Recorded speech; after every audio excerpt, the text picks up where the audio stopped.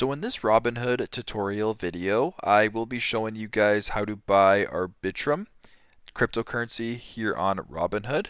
So once Robinhood's opened up, at the bottom in the middle, select the magnifying glass icon at the top, the search bar, start going ahead and just type in ARB.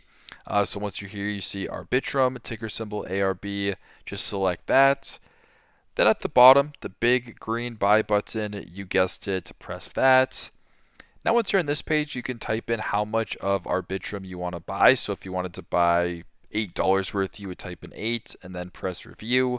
Then you can review the order before processing here so you can see how much Arbitrum you'd be buying, the fees, the cost, etc.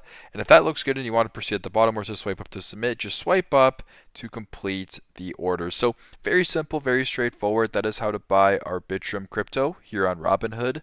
Thanks again for watching and hope this helps.